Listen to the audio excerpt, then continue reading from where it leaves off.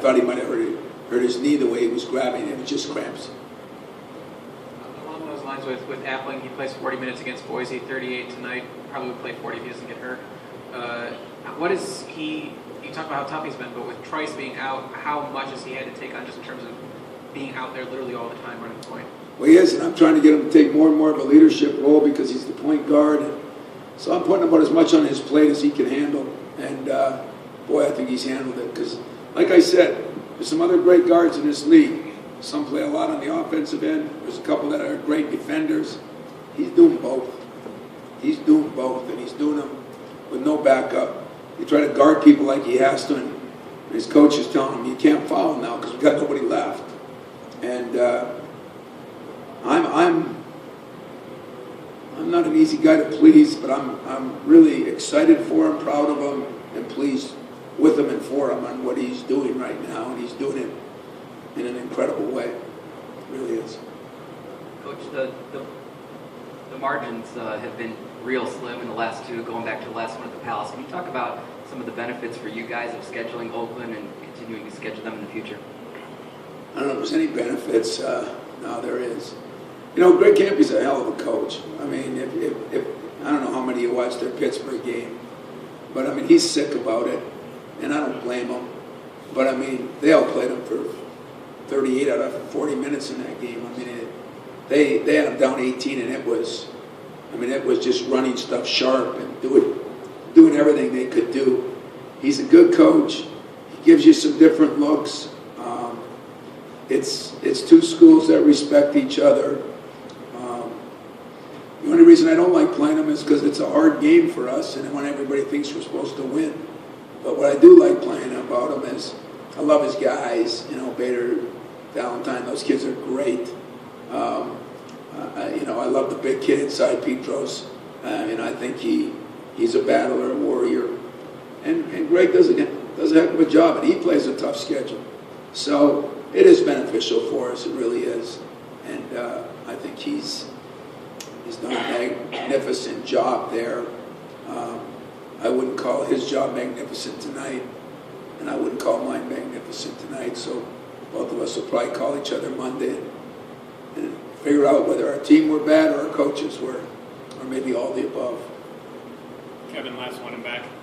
Tom, Carlton Valentine said that's the first time that Drew and Denzel have ever played against each other outside of the front yard. Is that something that Denzel was excited about leading up to this week? And did you get to see the Valentine brothers go at it a little each other in this game? You know what? That kid Drew he's just a hell of a kid, you know, and he's mentored Denzel. And I didn't see anybody going at anybody. And I mean that about as respectfully as I can say it. There's such respect. Carlton's done, Kathy, an incredible job with those two kids.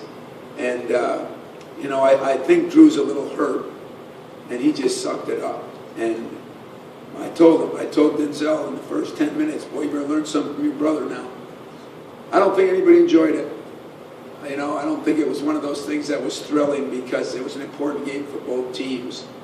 I think there was a great respect, and I felt bad for Drew a little bit, but I've known the kid forever, and just like Bader, the kid grew up in my office, and I have great respect for Camp and his staff. He's got a really good staff, and so a lot of respect for both parties, and yet both parties I think agreed.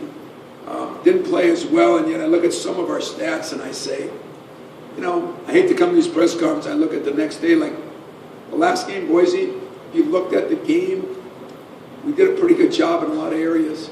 We're just missing our two best shooters right now, two of our three. And so nothing looks good. Every time you want to go to something, you got to improvise. And the minutes played and the time, this quick turnarounds, there was never a worse time to have 5 games in 11 days, 4 games in 8 after that trip when you get the 2 injuries. And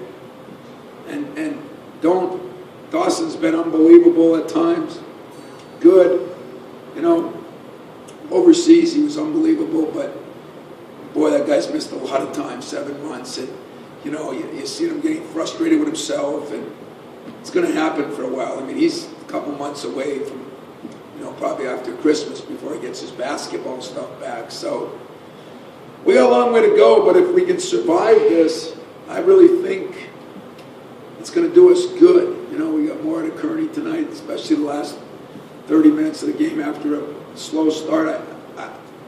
I look at some guys and I think, why would they be nervous? Then I forget, you know, a lot of them haven't played on a 15,000 stage, you know, before, and we are looking a little bit brook troutish to me. And different guys, different times. And I think some of the guys, when you don't feel comfortable what you're doing, like a BJ in a different position, that's the coach's fault. That's not the player's fault, guys. So thanks a lot. Hope you had a good Thanksgiving, and see you at church service here on Sunday.